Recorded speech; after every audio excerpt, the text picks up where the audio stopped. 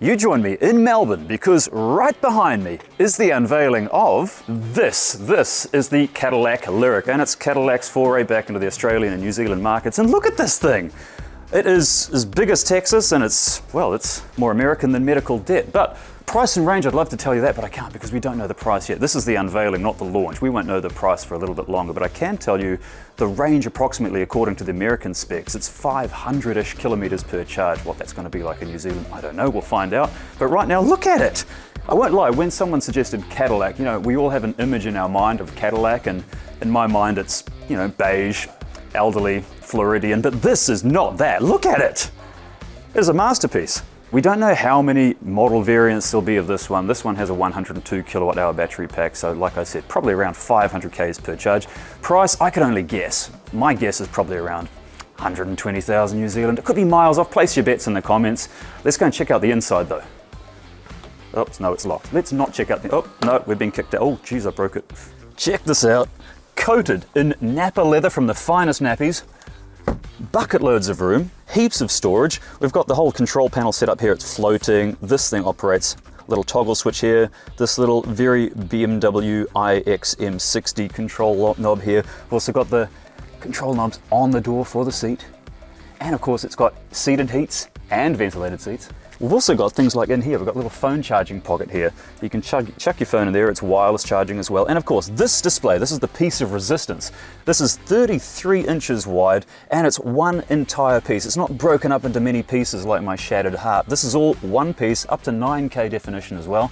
It's pretty impressive. Here in the back of the car's boudoir, we can see there is bucket loads of space. I'm 5'10", and there's bucket loads of room, and also heaps of room above my head. And of course, check out that massive panoramic glass roof in front of us.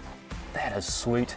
All of this will be revealed, of course, in much more detail when I actually get to road test the thing, which will happen. So hit the like and the subscribe button so you don't miss that when it actually happens. In the back here, that we've got controls for the air conditioning. We've got these little mini toggle switches. There are also toggle switches for the aircon vents up in the front as well. They're pretty neat. They do kind of remind me a little bit of, like the ones in the Rover SD1 British Leyland, which does make me think they will inevitably break, but I don't know, we'll find out.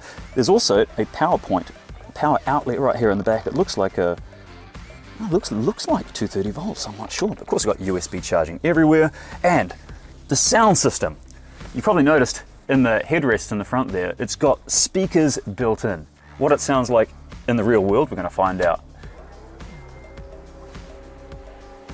Now I did actually, when no one was looking, sneak in the back there. So yes, it does fit one pasty potato enthusiast. Quite a lot of room in there. There's also some extra storage down here.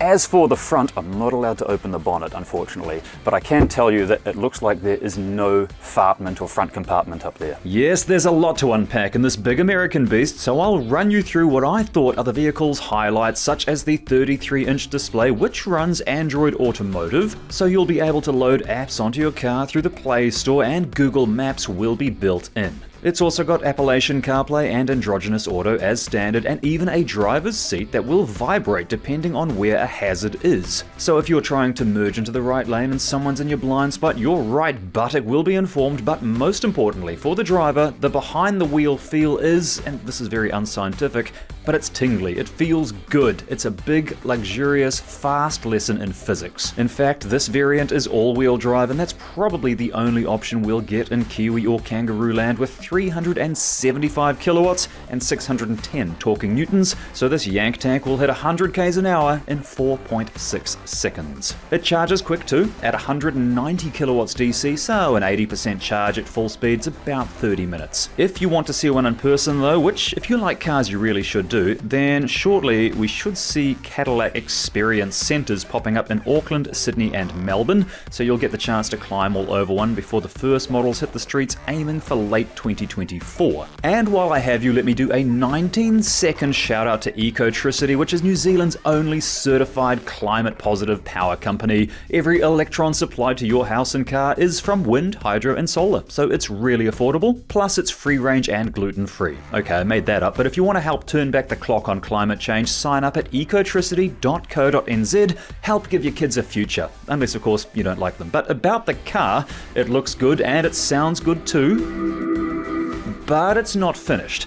I mean, yes, the steering wheel is finally on the correct side, but this is by no means a finished vehicle. Some specs may change, some features may change, but I have been promised that the interior will be available in more than just black and grey, thank heavens. Then there's the exterior styling, obviously. It's one of the main reasons you buy it. It has a commanding presence. They've really gone all out to make an undeniably striking looking vehicle, even having 3 ducks as a little Easter egg inside the door, and I can't wait to put this big beast through its paces. In my mind, it's a lot like a Mercedes EQ SUV, but much better looking. Imagine if Mercedes designers were American and had functioning eyes, and you get something like this. It's bold, I like it, especially with the vertical taillight and headlight clusters. You might think that it seems like there's only so much you can do with the SUV shape, but this is different. It's modernized, it's new, it's fresh. I mean, look at this vertical light cluster. There's a lot of vertical lights going on, both here in the front and in the back. But how well it will sell and what does it drive like? Well, stay tuned. We're going to get behind the wheel very soon.